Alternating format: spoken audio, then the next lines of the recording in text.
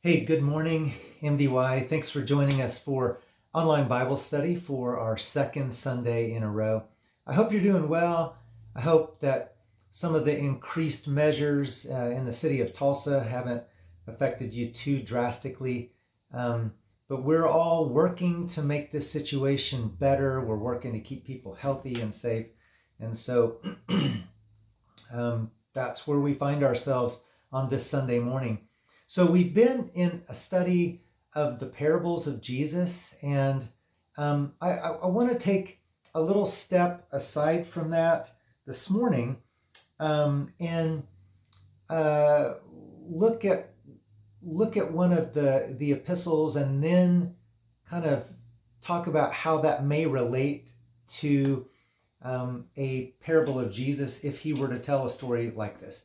But anyway, my goal is, again, just like last week, to keep this brief and to just be encouraging really quickly for you for the rest of your week. So if you would, turn in a Bible with me to Galatians chapter 3, and we're going to read verse 27.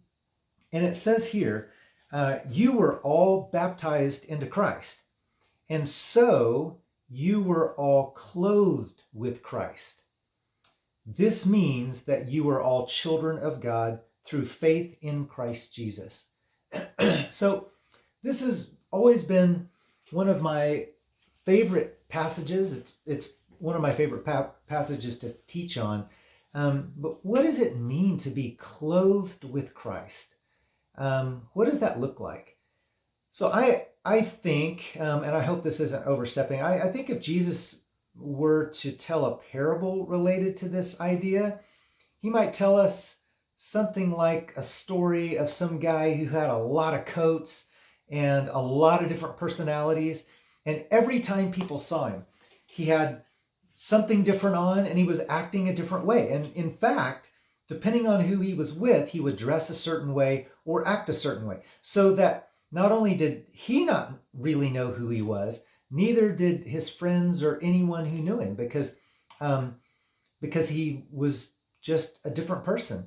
In fact, sometimes when his different friend groups might get together and talk about him, they would wonder if they were talking about the same guy, because they were like, well, no, this my friend dresses like this and acts like this. And so everybody was just confused.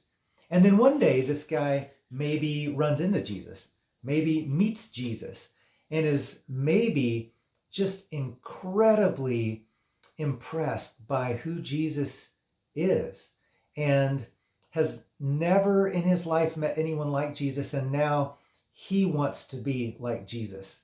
And so he begins acting differently, maybe even begins dressing differently, because now he knows Jesus, the one who really is giving him an identity, and helping him to know who he really is. And so I think of it like this. I like hats. I've got a hat on right now, and it's not because hats, I don't think they make me a different person. They don't make me act any different or anything like that. I like to collect hats. My dad collected hats, and so I just wear them, especially if I wake up with bad hair one day. Then I'll throw in a hat, and it's easier than fixing this, although it doesn't require much fixing. But I got to thinking, how does it look in my life when I adapt my appearance or my behavior to the moment? I also really like bike riding a lot.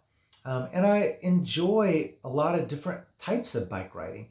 And honestly, the interesting thing is I don't dress the same for each type of bike riding. I don't even wear the same helmet for each kind of bike riding. So if I'm going to ride around town, like we might call it city riding or commuting or something like that, I wear like a city riding kind of bike helmet. I might wear this helmet when I ride around the city. It looks kind of dorky, of course, as most helmets do. But if I'm just riding around town, really casual ride, this is what I wear. And so then when people see me, especially other cyclists, they interpret this as, oh, he's just like a commuter, because he's wearing a commuting helmet and commuting bike, which is like casual bike clothes. Um, but if I'm on more of a serious like road bike ride and I'm really trying to ride for fitness and really, get things going there, I wear a different helmet actually. I wear um, I wear this helmet, which again, it still looks pretty dorky and kind of stupid. And I don't wear glasses either when I do that. I wear sunglasses, but so I wear this helmet, but it looks sleeker. It doesn't look quite as dorky as that. It's still dorky, but it's a different dorky. But it's sleeker. It takes in more air so that it keeps me cooler as I'm working harder. But this is a and so people see me in road cycling clothes. They interpret, oh, he's a road biker, and he's doing that kind of riding. But then if I'm on my mountain bike, I don't wear either of those helmets either. If I'm out mountain biking, I wear my mountain bike helmet, and it looks something like this, and then wear the goggles and all this stuff. Now, if I were to wear this helmet on a road bike ride or riding around on a city bike or something, it would look really silly. But people see this and they think, oh, mountain biker. The identity is connected with the appearance, and I wear mountain bike clothes, even mountain bike shoes versus my road biking shoes. And again, I mean, how privileged am I to be able to even think about doing that or have different kinds of helmets? I realize that we have incredible privilege in the nation we live in. But anyway, regardless, I got to thinking about how people view us and interpret who we are and our true identity based on how we act and how we look. So I know a lot of you guys wear different hats, different uniforms, depending on what activities you're involved in at any given time. A soccer uniform or a baseball hat or a band uniform. But the question is, does your personality change with any given activity? Do you change depending on the group of friends you're with, the group of people you're with? Or is there some overriding identity in your life that goes with you everywhere you are?